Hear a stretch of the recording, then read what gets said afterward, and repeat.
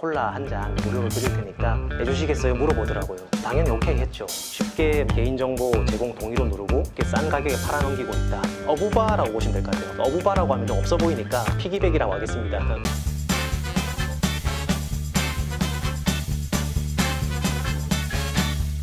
사실 데이터를 플랫폼 기업들이 어떻게 이렇게 잘 모을 수 있었느냐라는 문제가 있거든요. 우리가 뭐 클릭하고 이런 건 한계가 있는데 개인정보의 역설, 프라이버시 파라독스라고 부르는데 모두 다 개인정보가 중요한 건 알지만 쉽게 개인정보 제공 동의도 누르고 이렇게 싼 가격에 팔아넘기고 있다. 이런 걸 개인정보의 역설 현상이라고 부릅니다.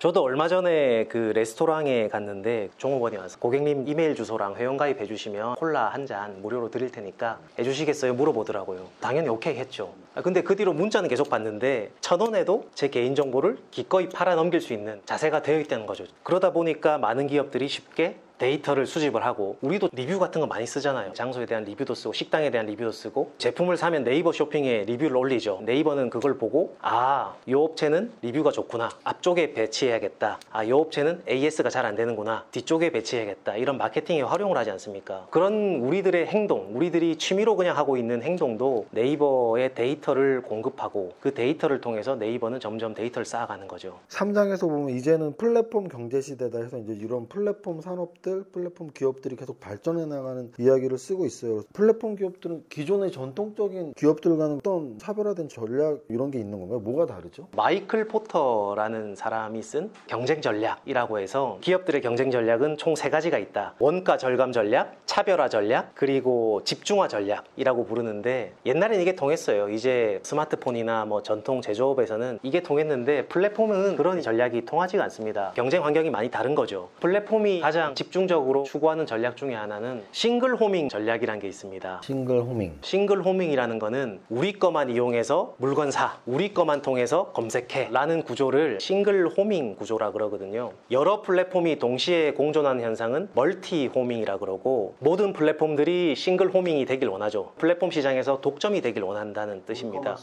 지금 이제 네이버에서 상품을 검색하면 쿠팡 상품이 나와요. 옛날에 2016년도에 이런 일이 있었어요. 쿠팡이 네이버한테 이제 네이버에서 검색을 하면 쿠팡 제품이 안 나오도록 막아달라고 했어요. 우리 데이터를 안 주겠다, 네이버한테. 사실 상식적으로 좀 이해가 안 되잖아요. 네이버가 가장 큰 검색 포털인데 쿠팡은 그렇게 생각을 한 거죠. 네이버를 통하지 말고 가장 좋은 제품을 사려면 쿠팡에서 검색해라. 쿠팡도 자기 스스로의 플랫폼, 즉 싱글 호밍 플랫폼이 되고 싶었던 거죠. 최근에 중국도 보면 알리바바 있지 않습니까? 알리바바가 중국의 네이버라고 할 수 있는 바이두에도 자기 제품을 검색되지 않도록 데이터를 안 주고 있다고 합니다. 그런 식으로 모든 플랫폼 기업들이 싱글 호밍 전략을 많이 쓰고 있습니다. 예전에 제 책에서 또 소개하고 있는 사례 중에 하나가, 옛날에 세분사님 기억하실지 모르겠는데 플래시라는 프로그램이 있었어요. 플래시가 이제 뭐 영상을 보고 만화 보고 이런 프로그램이었는데, 애플이 스티브 잡스가 한번 나와가지고 아이폰에서는 플래시를 쓰면 안 됩니다, 플래시를 금지하겠습니다, 이런 얘기를 한 적이 있어요. 그게 이유를 이렇게 한번 살펴보면, 플래시는 애플에서도 작동을 하고 안드로이드에서도 작동을 하고 윈도우에서도 작동을 합니다. 이제 운영체제를 가리지 않는 프로그램이에요. 그러다 보니까 아이폰 입장에서 보면, 아니 우리만 특이한 생태계를 만들어야 되는데 플래시라는 걸 허용을 하면 다른 안드로이드나 윈도우에서도 똑같은 프로그램이 돌아가는 결과를 낳으니까 스티브 잡스 입장에서는 아이폰의 독특함이 사라지는 거죠. 이 앱을 쓰려면 아이폰을 쓰세요 라는 전략을 구사하기 위해서는 플래시를 금지를 했어야 했던 거죠. 사실 표면적인 이유는 보안에 문제가 있다, 안정성에 문제가 있다, 이런 이유였는데 그 이면에는 플랫폼 전쟁도 담겨 있습니다. 두 번째 전략은 플랫폼 기업들도 차별화를 하기 위해 많은 노력을 합니다. 옛날에는 뭐 에어비앤비 그러면 이제 플랫폼 그 인터넷 사이트 열어놓고 호텔이나 이런 거 등록시키고 가정집 등록시켜서 못 하면 됐는데, 그리고 우버, 택시 업체들이 이렇게 등록시켜가지고 소비자들이랑 승객들이랑 연결만 해주면 됐는데, 요즘은 워낙 또 플랫폼들이 많이 들어오다 보니까 싱글 호밍 시장을 만들기 위해서는 차별화를 많이 하고 있어요. 넷플릭스도 대표적인 플랫폼 기업이잖아요. 넷플릭스 보시면 넷플릭스 오리지널이라고 해서 넷플릭스에서만 독점적으로 공급하는 뭐 하우스 오브 카드라든지 여러 드라마들, 그런 식으로 차별화도 많이 하고, 디즈니도 최근에 OTT 시장에 진출했거든요. 마블이나 픽사 콘텐츠 공급업체들이랑 제휴를 제휴를 해서 차별화된 콘텐츠를 계속 공급을 하는 거죠. 다른 전략, 뭐 여러 가지 전략이 있지만 뭐 마지막으로 하나만 또 소개를 드리면 피기백 전략이라고 있습니다. 피기백은 우리나라에서 뭐 잘 쓰지는 않는 영어인데 어부바라고 보시면 될 것 같아요. 어부바라고 하면 좀 없어 보이니까 피기백이라고 하겠습니다. 플랫폼이 처음에 잘 정착을 하려면 다른 성공한 플랫폼에 업혀가야 됩니다. 단독으로 내가 플랫폼 만들자라고 해서 뭔가 하면 잘 안 돼요. 그래서 페이팔이라는 미국의 이제 카카오페이 같은 간편 결제 업체 이베이에 들어갔어요. 이베이라는 그 쇼핑몰에 들어가서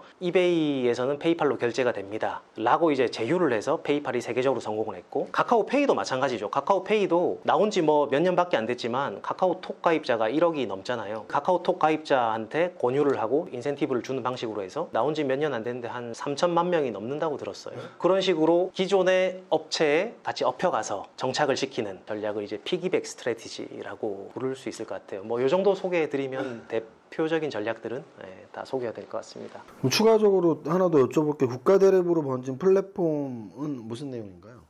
사실 플랫폼이라는 게 독점적인 성향이 굉장히 강합니다. 그 카카오톡도 그렇고 페이스북도 그렇고 사실 1등만 살아남는 구조잖아요. 그래서 그 전 세계적으로 정부들도 많이 걱정을 하죠. 페이스북에 종속되지 않을까, 미국은 중국의 뭐 어떤 플랫폼들이 자기 나라를 종속시키지 않을까, 경제적으로든 안보적으로든 정보적으로든 많은 걱정을 합니다. 그래서 그 우리나라도 사실 플랫폼 기업들을 어떻게 정착시킬 것인가에 대해서 많은 고민을 하는데, 최근에는 뭐 여러 가지 방법이 있습니다. 근데 가장 극단적인 방법은 플랫폼 기업을 법으로 금지시키는 거죠. 최근에 우리나라에서 타다라는 플랫폼이 있었는데, 택시 플랫폼, 여야 논의를 통해서 뭐 택시 기존 기득권자들의 반발도 감안해서 법으로 금지를 시켰습니다. 그렇게 좀 극단적으로는 금지시키는 방법도 있고, 중국은 아예 만리장성을 쌓았어요. 중국에서는 네이버 이런 접속이 안 됩니다. 페이스북 접속도 안 됩니다. 이런 식으로 완전 막아가지고 미국의 페이스북이나 뭐 구글 뭐 이런 그 플랫폼들이 중국 내로 들어오는 걸 막는 거죠. 이렇게 아예 막아버리는 방법도 있고, 중국이 그렇게 그 만리장성을 쌓고 그 속에서 토종 플랫폼들을 많이 성장을 시켰거든요. 네이버 같은 게 바이두, 메신저는 위챗이란 걸 많이 씁니다. 이제 트위터 대신에 웨이보, 이렇게 토종 플랫폼이 성장하고 또 틱톡이라는 글로벌 플랫폼도 등장을 했거든요. 미국도 가만히 있지 않습니다. 안보나 경제적 측면에서 긴장을 하는 거죠. 최근에 그래서 미국 트럼프 대통령이 틱톡을 금지시켰어요. 틱톡을 하려면 오라클이나 마이크로소프트에 팔아라 라고 명령을 했는데 이제 재선에 실패하면서 없어졌고요. 최근에 미국에서 화웨이 장비를 수입을 금지하잖아요. 사실 보안 문제나 정보 문제가 있는데 이면을 살펴보면 플랫폼 패권 전쟁이 숨어 있어요. 왜냐하면 화웨이라는 기업이 중국 기업 중에서 그리고 세계적으로도 5G 기술을 가장 1등 기업이거든요. 그 앞으로 등장할 플랫폼들은 5G 기술을 기반으로 합니다. 메타버스 같은 거. 메타버스도 가상세계에서 자기 아바타로 다른 사람들을 만나는 거잖아요. 일종의 가상세계로 만들어 놓은 플랫폼이거든요. 근데 그거를 자연스럽게 구현을 하려면 5G 기술이 필요하고, 앞으로는 자율주행 기술이 들어오게 되면 자동차도 일종의 플랫폼이 될 수 있는데, 그런 플랫폼 전쟁을 하는 데에서도 5G 기술이 필요하죠. 그러다 보니까 미국에서는 중국에 잘 나가는 기술 기업들 견제를 하고 서로 막고 하는 국가 간의 패권 전쟁이 일어나고 있습니다. 플랫폼 기업들 중에 금융으로 변화하는 플랫폼들이 있는데 카카오뱅크가 대표적인데요. 카카오뱅크 같은 플랫폼 기업들이 강점과 약점이 뭐가 있을까요? 사실 카카오는 플랫폼 자신의 카카오톡 서비스를 기반으로 하는 빠른 확장성이 가장 큰 강점이죠. 최근에 공정거래위원회에서 발표한 자료를 보니까 SK가 계열사가 제일 많더라고요. 144개, 카카오는 105개로 두 번째로 많더라고요. 굉장히 많죠. 카카오가 무관한 분야로도 굉장히 진출을 많이 해요. 최근엔 카카오 골프도 진출을 했고, 영어 사업도 하고 있습니다. 야나두 아시죠? 카카오가 샀죠. 이제 모빌리티 업체로도 많이 진출했죠. 카카오 택시. 그리고 중고차 시장에는 이제 대기업 진출이 제한되어 있다 보니까 뭐 케이카나 다른 업체랑 제휴를 해서 진출도 하기도 하고, 이렇게 여러 분야로 진출을 하고 있는데, 최근에 이제 간편 결제 시장에 진출을 해서 금융업에 발을 들여놨습니다. 간편 결제 시장이 빅테크 기업들이나 플랫폼 기업들이 가장 쉽고 간편하게 진출을 하는 영역이었는데, 그 이유가 기존 금융 지주들, 뭐 KB나 신한, 하나들은 보통 카드사를 다 가지고 있거든요. 자기가 지급 결제 회사를 가지고 있다 보니까 하나가 페이를 만드는 거는 카드 산업을 약간 위축시키는 결과를 낳을 수 있기 때문에 그동안 금융지주회사들이 소극적이었죠. 그 페이 업체에 진출하는 데는. 그 사이에 이제 카카오나 네이버들이 간편결제 시장에 진출을 하면서 자리를 잡았고, 간편결제 플랫폼이 되니까 보험도 팔고 송금이나 결제만 하는 것이 아니라 펀드도 팔고, 토스 같은 경우는 간편 송금에서 출발을 해서 증권사까지 차려서 투자도 가능하도록 성장을 하고 있는데, 카카오뱅크의 가장 큰 장점은 편리한 UI라고 할 수 있겠습니다. 카카오톡에서 출발하다 보니까 카카오톡에서 송금을 할 수 있고 카카오톡이랑 연동을 시킬 수 있고, 한 점이 가장 그 금융업에서 강점이라고 생각하고, 두 번째 강점은 데이터죠. 그동안 카카오 플랫폼을 통해서 여러 가지 사람들의 생활 패턴이나 쇼핑, 그리고 네이버도 뭐 쇼핑 정보, 검색 정보 이런 데이터를 많이 축적을 하고 있는데, 금융은 데이터잖아요. 우리나라에서 공식적으로 주는 금융 데이터라고 하면 신용정보원에서 주는 P10이라고 부릅니다. 퍼블릭 크레딧 뷰로에서 주는 정보들도 있고, 뭐 나이스나 뭐 한신평 이런 데서 주는 프라이빗한 그 크레딧 뷰로에서 주는 신용정보도 있는데, 그런 금융정보 이외에도 비금융정보, 쇼핑 정보라든지 뭐 동선, 내 그 라이프 스타일 이런 정보들을 네이버와 카카오가 가장 많이 가지고 있고, 그거를 금융 신용평가나 뭐 맞춤형 상품을 개발하는데 활용을 할 수 있다는 게 가장 큰 강점이 되겠죠. 물론 약점도 있습니다. 이제 카카오뱅크가 최근에 이제 상장을 앞두고 있잖아요. 카카오의 기업 가치들을 평가하는 기사를 많이 쓰는데, 거기 이제 약점들을 분석을 한 걸 보면 제가 볼 때 가장 큰 약점은 지점이 없다는 거예요. 비대면 은행이잖아요. 요즘은 지점이 디지털화 되는데 문제가 많고 비용을 너무 많이 소요한다 라는 단점도 있는데, 분명히 지점이 있기 때문에 은행이 더 고차원적인 영업을 할 수 있는 게 많거든요. 대표적으로 지금 카카오뱅크는 주택담보대출 같은 거 하기 어렵습니다.